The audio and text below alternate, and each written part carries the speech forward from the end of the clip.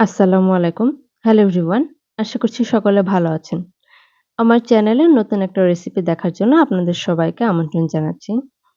আজকে আমি আপনাদের জন্য নিয়ে এসেছি কচুর লতি দিয়ে চিংড়ি মাছ রান্না বা লতি দিয়ে চিংড়ি মাছের ভুনা। এটা কিন্তু অত্যন্ত প্রিয় একটি খাবার। আজকে আমি যেভাবে রান্না করব, এভাবে রান্না করলে কিন্তু এই লতিটা খেয়ে আপনাদের গলা চুলকাবে না। তো আজকের রান্নাটা সম্পূর্ণ দেখার আমন্ত্রণ জানাচ্ছি। তাহলে কিন্তু আপনারা সেই সকল টিপস গুলো পেয়ে যাবেন। কমবেশি সবাই আপনারা এই রান্নাটা বাসায় তৈরি করে থাকেন। তবে আজকে আমি সম্পূর্ণ আমার মতো করে এই রান্নাটা আপনাদেরকে করে দেখাবো। তো চলুন কচুরলতি দিয়ে চিংড়ি মাছ রেসিপিটা দেখে নেওয়া যাক।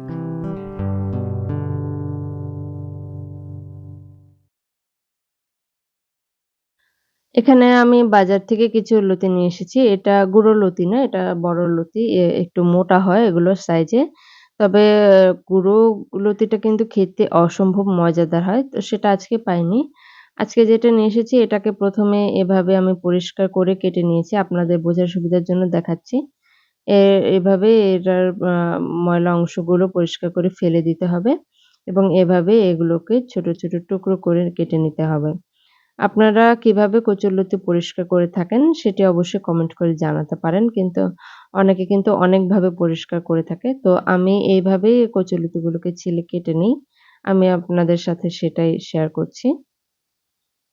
আপনাদের যদি কচুরলতিটা সহজে পরিষ্কার করার কোনো টেকনিক জানা থাকে, সেটিও কিন্তু আমাকে কমেন্ট করে জানাতে পারেন। তাহলে আমারও একটু শেখা হয়ে যাবে।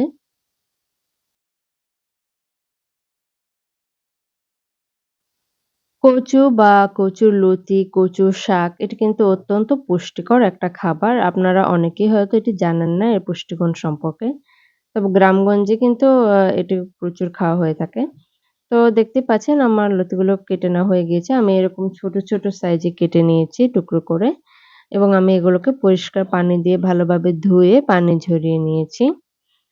আপনারা কিভাবে কচুলতিটা খেয়ে থাকেন অবশ্যই কমেন্ট করেও জানাতে পারেন। আমি আজকে এখানে চিংড়ি মাছ দিয়ে লতিটাকে রান্না করব। ১ম এ আমি একটা প্যানে লতিটাকে দিয়ে সামান্য পানি দিয়ে এটাকে সেদ্ধ করে নেব। সামান্য পরিমাণে লবণ ও হলুদ দিয়ে আমি কচুরলতিটাকে সেদ্ধ করে নেব। এটাকে কিন্তু বেশি সময় ধরে সেদ্ধ করা যাবে না। একদম নরম করে ফেলা যাবে না। সামান্য শক্ত থাকবে। বলক আসার পর আমি প্রায় ২-৩ মিনিটের মতো এটাকে নেড়েচেড়ে সেদ্ধ করে নেব। খেয়াল রাখবেন অবশ্যই লতিটাকে কিন্তু একদম গলিয়ে ফেলা যাবে না। এরকম আস্ত, আস্ত থাকবে। লতিটা সিদ্ধ হয়ে গেলে এবার আমি চলে আসলাম আরেকটি ভিন্ন প্যান নিয়ে। এখানে চুলায় প্যানটি দিয়ে এতে দিয়ে দিচ্ছি পর্যাপ্ত পরিমাণে রান্নার সয়াবিন তেল। তেলটা হালকা গরম হয়ে আসলে আমি এখানে দিয়ে দিব ২ টি পেঁয়াজ কুচি এবং ৪-৫ টি কাঁচামরিচের ফালি। লতিটা কিন্তু একটু ঝাল, ঝাল করে রান্না করলে খেতে ভালো লাগে। সেক্ষেত্রে আপনারা আপনাদের ঝালের পরিমাণ অনুযায়ী মরিচের পরিমাণটা কমিয়ে বাড়িয়ে দিতে পারেন। তো এগুলোকে আমি তেলে নেড়েচেড়ে সামান্য সময় ধরে ভেজে নেব। পেঁয়াজটা বেরেস্তার মতো করে ভাজবো না, সামান্য একটু ভেজে নেব। এ পর্যায়ে এখানে আমি দিয়ে দিচ্ছি গুঁড়ো চিংড়ি যেগুলোকে আমি কেটে ধুয়ে নিয়েছি। এই গুঁড়ো চিংড়িগুলোকেও আমি তেলের সাথে একটু ভেজে নেব তাই আগেভাগেই দিয়ে দিচ্ছি। এভাবে নেড়েচেড়ে বেশ কিছুটা সময় আপনারা চিংড়ি মাছটাকে ভেজে নেবেন। আপনারা কিন্তু এখানে চাইলে মাঝারি অথবা সামান্য বড় চিংড়িটা ব্যবহার করতে পারেন। আমি সাধারণত তরকারি বা সবজি খাওয়ার ক্ষেত্রে এরকম গুঁড়ো চিংড়িটা ব্যবহার করে থাকি।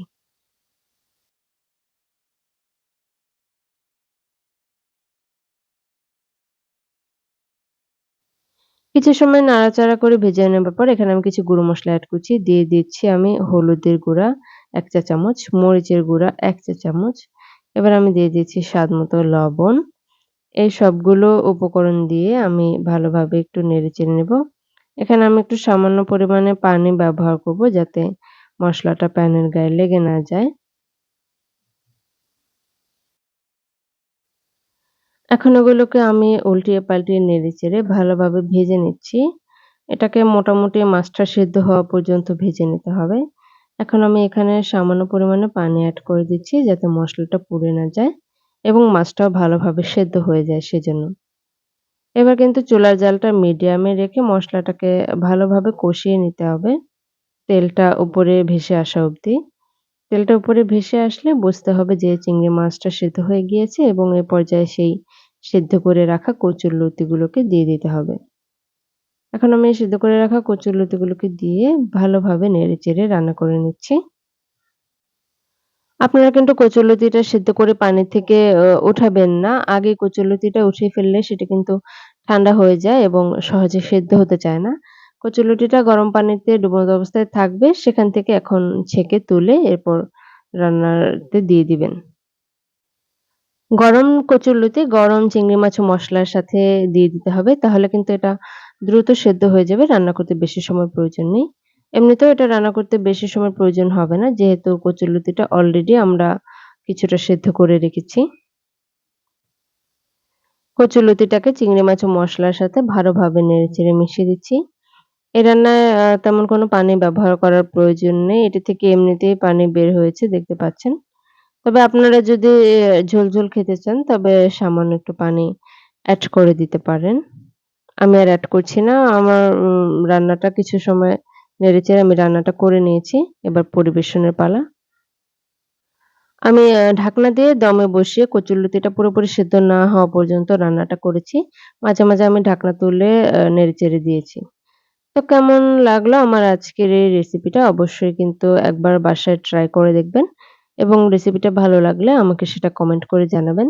এছাড়া আপনারা কিভাবে এটি রান্না করে থাকেন বা কি প্রসেস এ সেটাও কিন্তু আমাকে কমেন্ট করে জানাতে পারেন। তাহলে আমিও নতুন কিছু শিখতে পারবো। এভাবে চিংড়ি মাছ দিয়ে কচুরলতি রান্না করলে সেটা কিন্তু গরম ভাতের সাথে খুবই মজার হয়। আপনারা একবার না খেলে বুঝবেন না। কমবেশি সবাই হয়তো খেয়ে থাকেন। তবু বলব একবার এই রেসিপি ফলো করে রান্নাটা করে দেখুন। দেখবেন অসাধারণ হয়েছে। সবাই ভালো থাকেন, সুস্থ থাকেন। আল্লাহ হাফেজ।